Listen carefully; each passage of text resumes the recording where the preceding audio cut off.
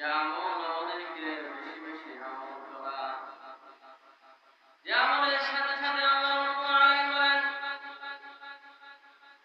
যে তোমরা যে আমল করবা, তোমরা যে নেক কাজ করবা, পৃথিবীর বুকে কিভাবে তোমরা চলবা, কিভাবে তোমাদের রিজিককে অন্বেষণ করবা, রিজিকের জন্য বের হয়ে পড়বা, কোন রিজিক তোমাদের জন্য বৈধ হয়েছে আর কোন রিজিক তোমাদের জন্য হারাম, সেই কথাটাও আল্লাহ রাব্বুল আলামিন কোরআন কারীমের ভিতরে লিপিবদ্ধ করে দিয়েছেন।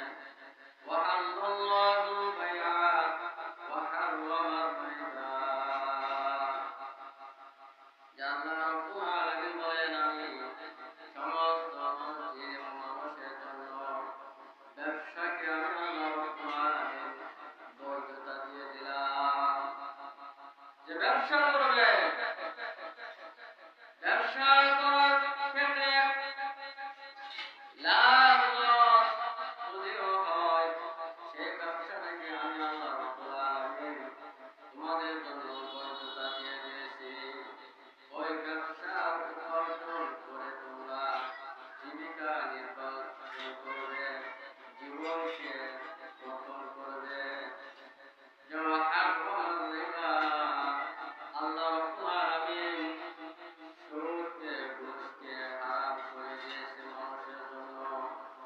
যে রাসূল সাল্লাল্লাহু আলাইহি ওয়াসাল্লাম রাসূল সাল্লাল্লাহু আলাইহি ওয়াসাল্লাম হাদিস শরীফের ভিতরে আছে, যদি কোনো ব্যক্তি হারাম ভক্ষণকারী শরীর কখনো জান্নাতে প্রবেশ করবে না। যে ব্যক্তির হারাম খাদ্য দ্বারা রক্ত মাংস হয়ে যায়, সেই ব্যক্তির কোনো আমলই কবুল হবে না। তাই সর্বপ্রথম আল্লাহ রাব্বুল আলামিনের আমল করার জন্য, আল্লাহ রাব্বুল আলামিনের ইবাদত করার জন্য আমাদের খাদ্যটাকে হালাল হইতে হবে। খাদ্যের ভিতরে কোনো ভেজাল থাকতে পারবে না। যে রাসূল কারীম সাল্লাল্লাহু আলাইহি ওয়াসাল্লাম বলেন, যে ব্যক্তি তার নিজস্ব ব্যবসা দ্বারা, দিন মজুর দ্বারা, খেত খামার দ্বারা যে উপার্জন, ভালো উপার্জন যদি সে খাইতে পারে, তার বিবি বাচ্চাদেরকে যদি খাওয়াতে পারে, যে হারাম থেকে যদি কোনো মানুষ বিরত থাকে আর হালাল খাবার যদি মানুষের ভিতরে থাকে, যে রাসূল সাল্লাল্লাহু আলাইহি ওয়াসাল্লাম বলেন, হালাল খাওয়ার দ্বারা, হালাল পড়ার দ্বারা, সত্য কথা বলার দ্বারা, সত্যের পথে চলার দ্বারা